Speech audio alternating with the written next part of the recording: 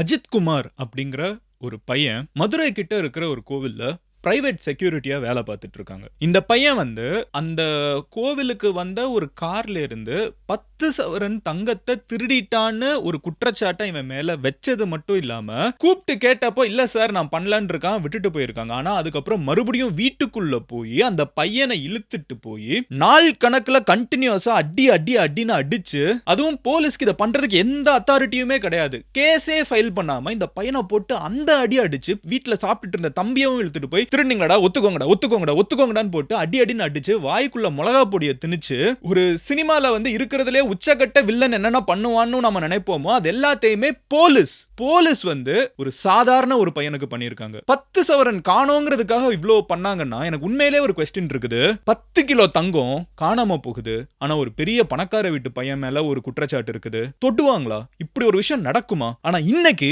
அஜித் குமார் நம்ம கூட இல்ல. அடின்னு அடிச்சு சாகடிச்சது மட்டும் இல்லாம செத்ததுக்கு அப்புறம் அதை கவர் அப் பண்றதுக்கு அஜித் வலிக்கு விழுந்து இறந்து போயிருக்கான். எவ்வளவு நாளுங்க இந்த வலிக்கு விழுந்த கதையை போட்டுட்டு இருப்பீங்க? எவ்வளவு நாளுக்கு தான் மக்கள் அதுக்கு ஷேர் பண்ணிட்டே இருப்பாங்க? இன்னைக்கு யாருக்கோ நடக்கிறது நாளைக்கு உங்களுக்கு நடக்கலாம், நாளைக்கு எனக்கு நடக்கலாம், இந்த ஊர்ல இருக்கிற ஒவ்வொருத்தங்களுக்கும் நடக்கலாங்கிற ஒரு கேள்வி இன்னைக்கு மக்களுக்குள்ள வர ஆரம்பிச்சிருக்குது. அஜித் குமாருக்கு என்ன நடந்துச்சு அப்படிங்கறத இன்னைக்கு வீடியோல நான் முடிஞ்ச அளவுக்கு உங்ககிட்ட சிம்பிளா சொல்றேன். முதல் விஷயம் என்ன அப்படின்னு பாத்தீங்கன்னா, ஒரு 2-3 டேஸ்க்கு முன்னாடி, ஓகேவா, 2-3 டேஸ்க்கு முன்னாடி அஜித் குமார் அப்படிங்கிற இந்த ஒரு பையன் 10th வரைக்கும் படிச்சிருக்காங்கன்னு அவங்க அம்மா சொல்றாங்க. தம்பி இருக்காங்க. அவங்க அம்மா இந்த மாவு விற்பாங்கல்ல, வீட்டுல மாவாட்டி மாவு விற்பாங்கல்ல, அப்படிதான் ரெண்டு பசங்களையும் படிக்க வச்சிருக்காங்க. இப்படி படிக்க வச்ச இந்த 2 பசங்களையும் அஜித் குமார் இங்க இதுல போய் வேலை பார்க்கறாங்க. ஒரு கோவில் இருக்கு, ஓகேவா, மடப்புரம் பத்ரகாளி அம்மன் கோவில். அங்க ஒரு பிரைவேட் செக்யூரிட்டியா வேலை பார்த்துட்டு இருக்காங்க. அங்க கார்ல ஒருத்தங்க வராங்க. வந்தவங்க என்ன சொல்றாங்கன்னா, அவங்க கொஞ்சம் பிசிக்கலி சேலஞ்ச்ட் அண்ட் அவங்க இந்த காரை நிறுத்துறதுக்கு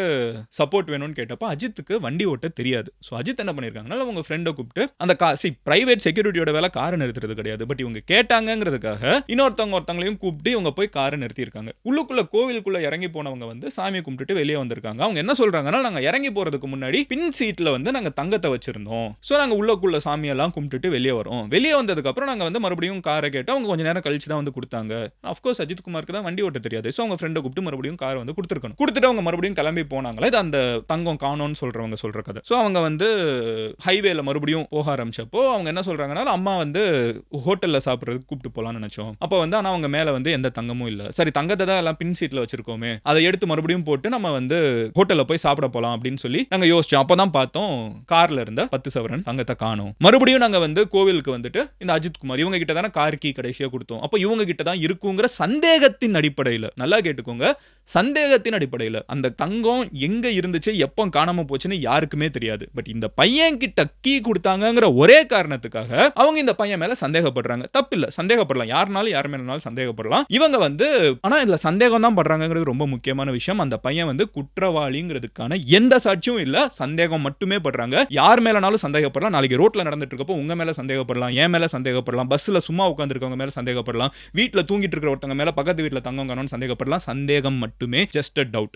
ஓகேவா? சோ இந்த சந்தேகத்தின் அடிப்படையில் இவங்க கோவிலுக்கு மறுபடியும் அந்த அறநிலையத்துறை அந்த டிபார்ட்மெண்ட்ல இருக்கிறவங்க இவங்க கிட்ட எல்லாம் சொன்ன உடனே போலீஸ்ல போய் ஒரு கம்ப்ளைண்டும் ரெஜிஸ்டர் பண்றாங்க. இந்த பையனை கூப்பிட்டுட்டே போயிருக்காங்க. அங்க போலீஸ் இதெல்லாம் கேட்டுட்டு என்னப்பா எடுத்தியா அதுதான் கேட்டப்ப அந்த பையன் இல்ல சார் நான் எடுக்கல அப்படின்னு மறுபடியும் சொல்லியிருக்காங்க. அதுக்கப்புறம் அந்த பையனை விட்டுட்டாங்க. இந்த பையன் வீட்டுக்கு போயிட்டான். வீட்டுக்கு போனதுக்கு அப்புறம் என்ன நடந்துச்சுன்னு தெரியல, ரொம்ப ஏர்லி இன் த மார்னிங் அந்த பையனையும் அந்த பையனோட தம்பியவும் வீட்டுக்குள்ள போய் போலீஸ் இழுத்துட்டு வராங்க. நான் மறுபடியும் சொல்றேன், இதெல்லாம் எங்க நடக்குதுன்னு பாத்துக்கோங்க. யாருக்கிட்ட பணம் இருக்கோ பலம் இருக்கோ அவங்க கிட்ட நடக்க மாட்டேங்குது. யாரை காப்பாத்துறதுக்கு இந்த சிஸ்டம் உருவாக்கி இருக்கோமோ அவங்க வீடுகள்ல தான் இது நடக்குது. சோ அந்த பையனோட வீட்டுக்குள்ள போய் அவங்க அம்மா 2 பசங்க, இதுதான் அவங்க வீடு, இந்த வீட்டுக்குள்ள போய் போலீஸ் இழுத்துட்டு வராங்க. 2 பேரை, அண்ணனையும் தம்பியும் இழுத்துட்டு மறுபடியும் கேக்குறாங்க. வண்டி ஓட்டுன பையனும் இருப்பாங்கல்ல, அந்த ஃப்ரெண்ட்ஸ் ஒரு 2 பேர் நவீன் அப்படின்லாம் சொல்றாங்க. சோ அவங்களையும் கூப்பிட்டு வந்துடுறாங்க. பிரவீன் ஒரு பையன் இருக்கு. சோ ஒரு 2-3 பேர் அந்த கார் அந்த மொத்த ப்ராசஸ்ல இன்வால்வ் ஆன எல்லாரையும் கூப்பிட்டு போலீஸ் அடிக்கிறாங்க. அதுல அஜித் மேல ரொம்ப அதிகமா அடிக்கிறாங்க. வாயில மிளகா பொடியை மறுபடியும் போட்டுக்கிட்டே இருக்காங்க. 4-5 தடவை அவன் எனக்கு தண்ணி கொடுங்கன்னு கேக்குறப்போ கொஞ்சம் கூட மதிக்காம கண்டினியூஸா வாய்க்குள்ள மிளகா பொடியை போட்டு அடிச்சிருக்காங்க. கை காலு, இப்போ உடல் பரிசோதனை பண்ணி பாக்குறப்போ 18 இடங்கள்ல உடல் ஃபுல்லா காயம் இருக்குதுன்னு சொல்றாங்க. அண்ட் அடிச்ச போலீஸ் யாருமே அடிக்கிறதுக்கு உரிமையே இல்லாத போலீஸ். அவங்க ஸ்பெஷல் டீம் போலீஸ், அவங்க யூனிஃபார்ம்ல கூட இல்ல, போட்டு அடிச்சிருக்காங்க, தோப்புல போட்டு அடிச்சிருக்காங்க. அடிச்சிருக்காங்க. ஸ்டேஷன்ல இல்ல, தோப்புல போட்டு அடிச்சிருக்காங்க. அதுக்கப்புறம் வலி தாங்க முடியாம அஜித் என்ன பண்ணிருக்காங்கன்னா, சார் நான் சொல்லிடுறேன் சார் எங்க இருக்குன்னு. நான் அடின்னு அடிச்சுக்கிட்டே இருக்காங்க, நிறுத்தவே மாட்டேங்கிறாங்க. அஜித் இருந்துக்கு நான் சொல்லிடுறேன் சார் எங்க இருக்குன்னு சொல்லிடுறேன் சார் அப்படின்னு இருக்காங்க. இப்போ எங்க இருக்குன்னு இவங்க சொல்றாங்கன்னா, சரி ஓகே வா சொல்லுன்னா, அந்த சார் இந்த கோவிலுக்கு பின்னாடி இருக்கிற ஒரு மாட்டுத்தொழுவம் கிட்ட சம் ஸ்பேஸ் இருக்குது, நான் அங்க தான் வச்சிருக்கேன் அப்படின்னு அங்க கூப்பிட்டு போயிருக்காங்க அஜித்தும் அவங்களோட தம்பியும். அவங்க தம்பி என்ன சொல்றாங்கன்னா, சார் அஜித் எடுக்கல, அஜித்துக்கு எங்க இருக்குது எந்த தங்கம் எதுவுமே தெரியாது, ஆனா இந்த அடி அடிக்கிறாங்க நிறுத்தவே மாட்டேங்கிறாங்கிறதுனால அஜித் வந்து அந்த டைம் கொஞ்சம் எக்ஸ்ட்ரா எடுத்துக்கலாங்கிறதுக்காக போலீஸ் கிட்ட அப்படி சொல்லியிருக்கான். அங்க போன உடனே எனக்கு தெரியாது சார், நான் சும்மா சொன்னேன், ஆனா இப்படி அடிக்காதீங்கன்னு சொல்றது தான் அஜித் யோசிச்சது அப்படின்னு அவங்க தம்பி சொல்றாங்க. பட் இப்போ வந்து போலீஸ் வந்து ஒரு வேன்ல வச்சு கூப்பிட்டு போறாங்க, அண்ணன் தம்பி 2 பேரையுமே கூப்பிட்டு போறாங்க. கூப்பிட்டு போன இடத்துல கோவில் கிட்ட கூப்பிட்டு போறாங்க. இப்போ வெளியில இருக்கிற மக்கள்லாம் சொல்றாங்க, அந்த கோவிலை சுத்தி ஆட்கள்லாம் இருப்பாங்களா, அவங்க சொல்றாங்க கூப்பிட்டு போறதை நாங்க பார்த்தோம், இழுத்துட்டு போனாங்க. அந்த பையன் அப்பமே கொஞ்சம் கஷ்டப்பட்டுட்டு தான் இருந்தான், சட்டை அடிச்சதுல கிழிஞ்சிருக்கு ஓகேவா. சோ தம்பியோட சட்டையை வந்து போட வச்சுட்டு இழுத்துட்டு போறாங்க. உள்ளுக்குள்ள போட்டு மறுபடியும் அடிச்சிருக்காங்க. அந்த வீடியோலாம் இப்ப வெளியே வர ஆரம்பிச்சிருக்குது. மறுபடியும் பிவிசி பைப்பை போட்டு அடின்னு அடிச்சு அந்த பையனுக்கு தண்ணி கேட்டு தண்ணி கொடுக்காம மிளகா பொடியை எல்லா இடத்துலயும் போட்டு கொடுமைப்படுத்தி அந்த பையன் வந்து கடைசியில, நான் ரொம்ப டீடைலுக்குள்ள போக விரும்பல, அந்த பையன் இறந்து போறான் ஓகேவா. அந்த பையன் வந்து அடிச்சு, யார் அடிச்சு, போலீஸ் அடிச்சு, எங்க அடிச்சு, கோவிலுக்கு பின்னாடி.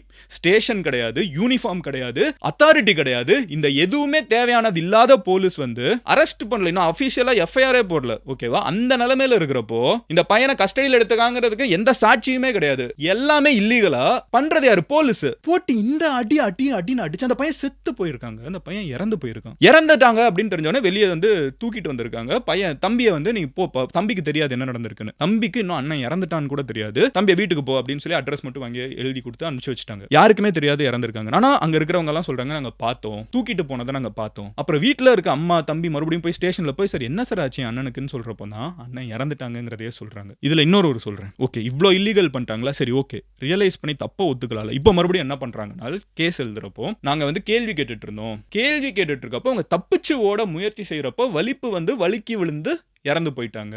மனசாட்சியே இருக்காதா? ஜென்யூனாவே கேட்க மனசாட்சியே சுத்தமா இருக்காது. மறுபடியும் நீங்களும் குடும்பத்துக்கு நார்மலான பீப்புள் கூட தானே பேச போறீங்க. குடும்பத்தில் எல்லாருமே போலீஸாவா இருப்பாங்க.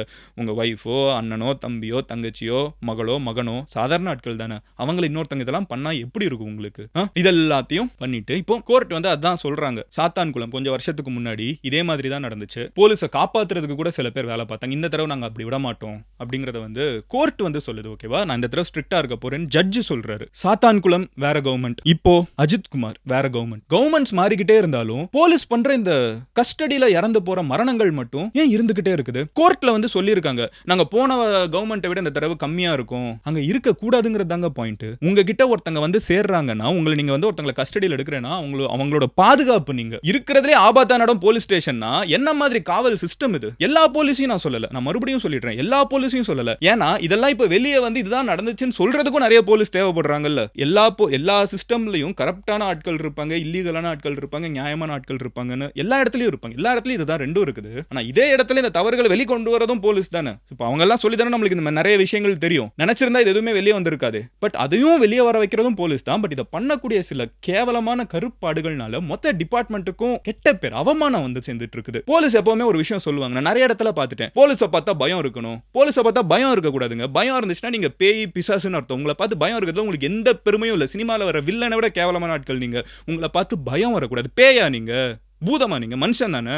உங்களை பார்த்து பாதுகாப்பு தோணணும் ஓகேவா. உங்களை பார்த்து மரியாதை வரணும், எனக்கு சேஃபாகவும் ஃபீல் பண்ணும், உங்க மேல ரெஸ்பெக்ட் பண்ணணும்னு தோணும். நம்மளுக்கு அந்த மாதிரி எல்லாருக்குமே அந்த மாதிரி ஒரு போலீஸாவது கண்டிப்பா தெரியும். சில போலீஸை பார்த்தா நம்ம ஜென்யூனா ரெஸ்பெக்ட் பண்ணுவோம், மனசுல இருந்து நம்ம வந்து சேஃபா ஃபீல் பண்ணுவோம். சில போலீஸை பார்த்தா நம்மளே ஹாய் சொல்லிட்டு போவோம். அந்த மாதிரி போலீஸும் இருக்கிற இதே சொசைட்டில பயம் வரணுங்கிறதுக்காக சட்டத்தை கையில எடுத்து சட்டத்தை உடைச்சு சட்டத்தை குப்பையில போட்டு சட்டத்தை காலில் போட்டு மிதிக்கிற போலீஸ் கிட்ட நம்ம என்ன போய் சொல்றது? இப்போ இதெல்லாம் நடந்து முடிஞ்சிருச்சு, 5 பேரை சஸ்பெண்ட் பண்றோங்கிறாங்க, அவங்க மேல கேஸ் போட்டிருக்கோங்கிறாங்க, எல்லாம் சரி. ஒரே ஒரு விஷயம் கேட்கிறேன், நீங்க இதெல்லாம் பண்றீங்க, முக்கியமான क्वेश्चन, தங்கம் எங்க? இன்னமும் அந்த தங்கத்தை யாரும் பார்க்கல. ஒருவேளை நான் ஹைப்போதெட்டிக்கலா ஒரு சினாரியோ சொல்றேனே, அந்த தங்கம்னே ஒன்னு இல்லனா ஹைப்போதெட்டிக்கலி ஓகேவா, அந்த கம்ப்ளைண்ட் கொடுத்தாங்கல்ல, அவங்க தங்கத்தை வீட்டுல வச்சுட்டு வந்துட்டாங்க, மறந்து போய் பின்னாடி இருக்குதுன்னு நினைச்சிட்டாங்க. வீட்டுக்கு போய் அந்த தங்கம் இருக்குதுன்னா இந்த அஜித் குமாரை ஏங்க இப்படி பண்ணணும்? அப்புறம் இன்னொரு ஒரு விஷயம், சாத்தான்குளம்ல வந்து போலீஸ் இவ்வளோ கொடுமை பண்ணி அவர் அப்பாவும் பையனும் இந்த அளவுக்கு கொடுமை பண்ணி சாவடிச்சதுக்கு ஒரு ஈகோ கிளாஷ்.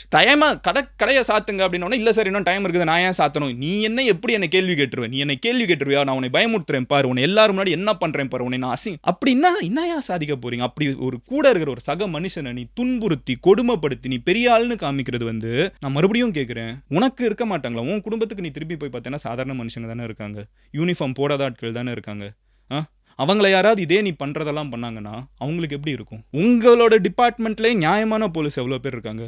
மக்கள் விரும்பி வந்து பேசுற போலீஸ் எத்தனை பேர் இருக்காங்க? மக்களுக்கு பிடிச்ச போலீஸ் எத்தனை பேர் இருக்காங்க? அதை பார்த்து கொஞ்சமாவது கத்துக்கோங்க. நான் இதை இந்த சிஸ்டம்ல இருக்கு. நான் புது எக்ஸாம்பிள்லாம் சொல்லலைங்க.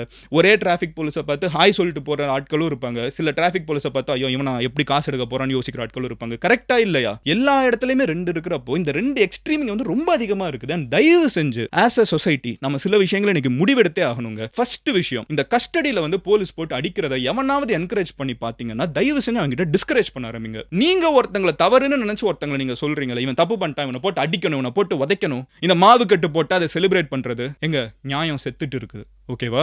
உங்களுக்கு பிடிக்காத ஒருத்தனங்கிறதுக்காக மாவு கட்டு போடுறது சரியாயிடாது. கொஞ்ச நாளுக்கு முன்னாடி ஆந்திர பிரதேசோ தெலுங்கானாவோ ஒரு பொண்ணு வந்து வீட்டுக்கு திரும்பி வர்றப்போ அந்த பொண்ணை வந்து பாலியல் பலாத்காரம் பண்ணிட்டாங்கன்னு சொல்லிட்டு போலீஸ் வந்து 4 பேரை சுட்டு கொன்னாங்க. கொஞ்சம் வருஷம் கழிச்சு தான் தெரியுது அது மக்கள்லாம் செலிப்ரேட் பண்ணாங்க. ஓகே போலீஸ் சூப்பரா இதை பண்ணிட்டாங்க. அதுக்கு கொஞ்சம் வருஷம் கழிச்சு தெரியுது அது ஒரு ஃபேக் என்கவுண்டர். உண்மையான குற்றவாளிகள் இல்ல, அவங்க 4 பேரும் அப்பாவிகள். ஒரு தப்பு நடக்குதுன்னா இப்போ இதெல்லாம் நான் சொல்றேன்ல, உண்மையிலே என்ன நடந்துச்சுங்கிறது 100% விஷயம் வந்து ஜுடிஷியல் மொத்த ப்ராசஸும் நடந்து முடிக்கணும். கோர்ட்டுக்கு போகணும். ஓகேவா?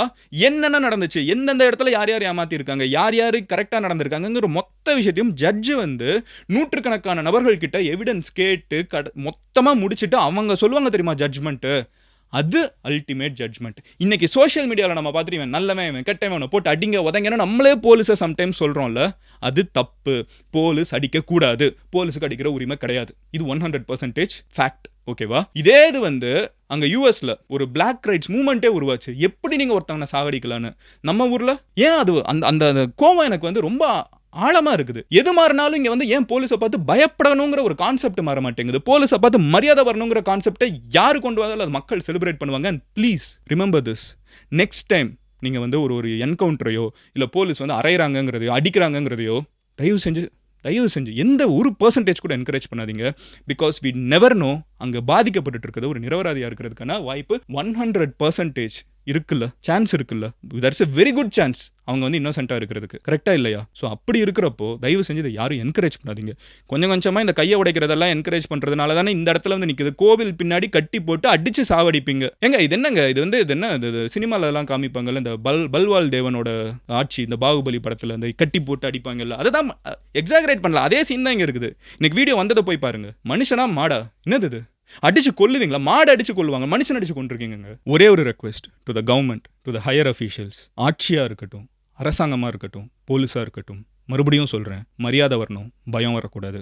பயம் வந்துச்சுன்னா மொத்த சிஸ்டமே தப்பாக இருக்குன்னு அர்த்தம். அண்ட் அது ரொம்ப நாள் இருக்காது. அண்ட் இந்த வீடியோ முடிகிறப்போ நான் ஒரே ஒரு விஷயம் மட்டும் சொல்லிக்கிறேன். ஆட்சியில் இருக்கிறவங்களுக்கு, ஆட்சிக்கு வரணும்னு நினைக்கிறவங்களுக்கு, போலீஸுக்கு, ஹையர் அஃபீஷியல்ஸ்க்கு, மக்களுக்கு எல்லார்கிட்டையுமே நான் சொல்கிறேன், பயத்துக்கும் மரியாதைக்கும் நிறைய வித்தியாசம் இருக்குது. உங்களை பார்த்து ஒருத்தன் பயப்படுறான்னா நீங்கள் எந்த விதத்துலையும் பெரிய ஆள் ஆகலை. உங்களை பார்த்து மரியாதை கொடுக்குறாங்கன்னா நீங்கள் எல்லா விதத்துலையும் பெரிய ஆள் ஆகுறீங்க. Police department has to start earning its respect, not fear. நாளைக்கு இன்னொரு வீடியோவில் பார்க்குறேன். நான் பேசினது கரெக்டுன்னு உங்களுக்கு தோணுச்சுனா, இது எல்லாருக்கும் தெரியணும்னு தோணுச்சுன்னா ஷேர் மேக்ஸிமம்.